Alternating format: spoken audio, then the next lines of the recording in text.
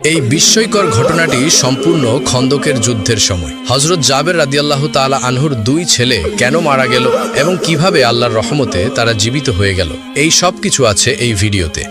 খন্দকের যুদ্ধের প্রাক্কালে রাসূলুল্লাহ সাল্লাল্লাহু আলাইহি ওয়াসাল্লামের নির্দেশে সকল সাহাবী কাঁধে কাঁধ মিলিয়ে পরিখা খনন করছিলেন। খননকালে হঠাৎ একটি সেখানে শক্ত পাথর দেখা যায়। তখন লোকেরা রাসূলুল্লাহ সাল্লাল্লাহু আলাইহি ওয়াসাল্লামের কাছে এসে বলল, হে আল্লাহর নবী, পরিখা খননের কালে একটি শক্ত পাথর বেঁধে গেছে। তখন রাসূলুল্লাহ সাল্লাল্লাহু আলাইহি ওয়াসাল্লাম বললেন, আচ্ছা, আমি নিজেই খন্দকের মধ্যে নামব।